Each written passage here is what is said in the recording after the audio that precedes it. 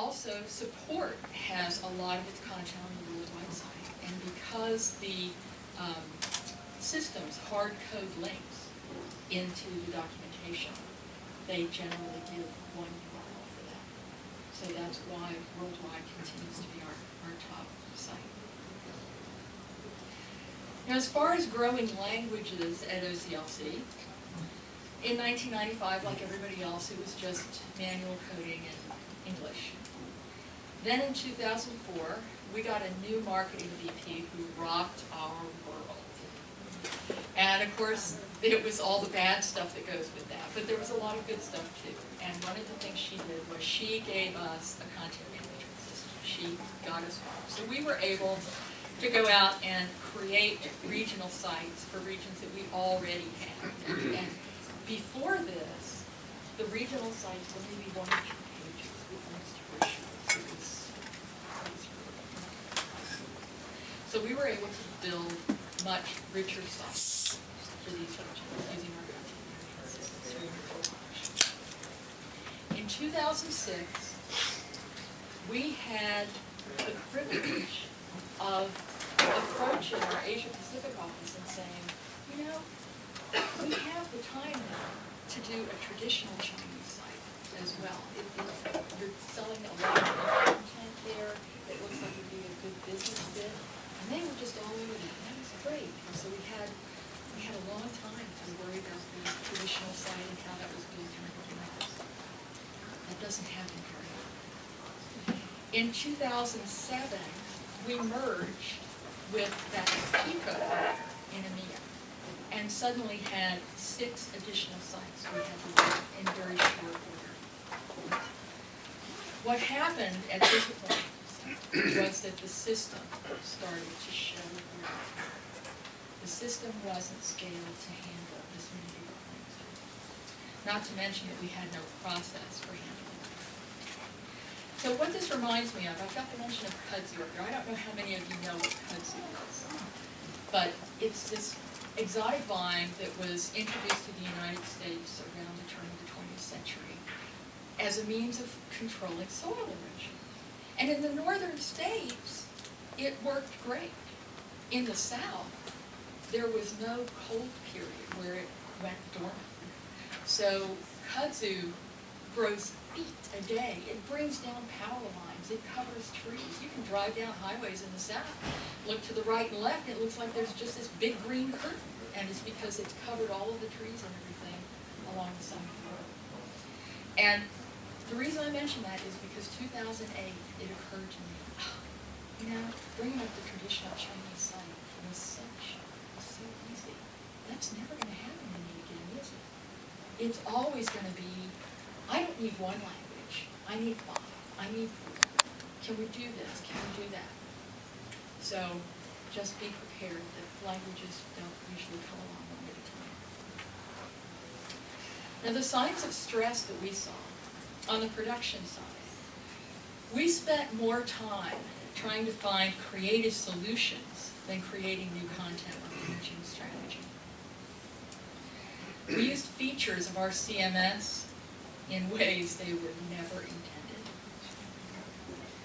We couldn't even upgrade to the latest release because doing so corrupted our database and we had to go back.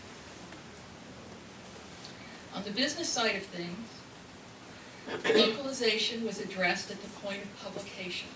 I'm sure you're all familiar with that localization afterthought syndrome. Someone comes to you and says, I need this on the web right now. And you say, okay, which regions is it appropriate for? And you know, there's this double beat. And then they say, all of them.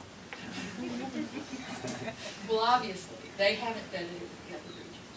So my group became the advocates for our regional sites. And that's our mantra is, where is it appropriate? Have you checked? The turnaround for day-to-day edits increased, and that affected relationships with our internal clients because we had so many more sites to monitor, and we had to worry about getting all of this process sorted out with our regions. That we went from generally a 2-day turnaround at the most to more like a 3 or 3.5 day turnaround.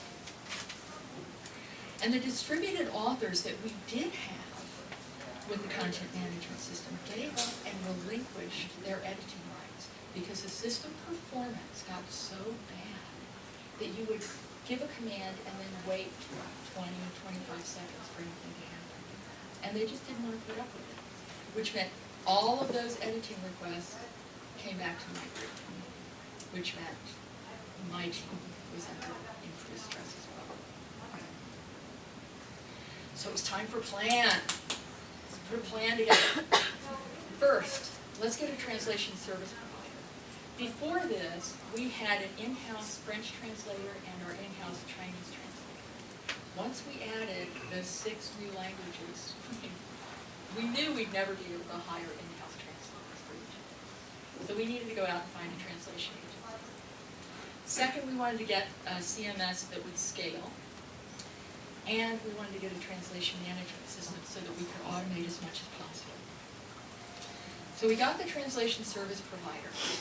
We did our due diligence. We interviewed probably 8 companies and chose a company out of Chicago named Enterpro. They've been great for us. We had a great relationship with them. They had to learn how to manage our files, but there was still an awful lot of overhead. We had this big bottleneck because the little Fisher-Price person on the CMS side, that's Jane Duchamp. And Jane became the de facto translation management process. She was the one responsible for getting files out of the system, putting them on the FTP server, and tracking through an Excel spreadsheet what files were out, when they were due back, who would review them. So she had to work not only with the vendors, but our internal translators, and try to manage the review for all of the different regions as well. Then Jane and I went to a LISA workshop in San Francisco called Buying and Implementing Content Management and Global Translation Management Systems. And this was a great day for us. This was divine intervention as far as I'm concerned, because the instructor at the workshop, Andrew Lawless, became a consultant for us. And one of the things that that impressed us so much with Andrew was that we came away from that workshop knowing that we could take baby steps. We didn't have to wait and get this whole new system up and get a whole new translation management system. We could take baby steps. So here's what he told us, that you can get this intermediate software, this intermediate application, to go between your CMS and wherever you're putting your files. So if you're putting them on an FTP server, if you already have a TMS, or even if you're doing machine translation. We went with Play Tablet. Now, Jane, before this, was spending about 20 hours a week just handling translation processes, which meant that was time she couldn't be editing on it. After we had Play Tablet up and going, I'd say we have saved 4 hours a week of her time now. The problem we've run into with Play Tablet has nothing to do with Play Tablet. It has to do with collage. It has to do with getting those files back into a system that's very temperamental. So we do have savings. They're not as much as we hoped, but it's not because of the application. It's because of the CMS. And we're going to continue to use Play Tablet with our new system as well. So the first lessons we learned: every additional language will amplify even the smallest flaw in the workflow. Getting it out is easy, putting it back is not. The way our files were built in Collage, for one web page, we could have 16 variants in that single file. And it was easy to manage the files that way until you needed to take them out, disassemble them for translation, reassemble them, and put them back in. For every content item you send out, X number of items comes back in. But the quick wins are possible with workflow review and automation. And we knew for a fact that language was going to be a big driver in our requirements for a new CMS. So, We've got our translation service provider. We have this interim step. So now instead of 3, we've got 4.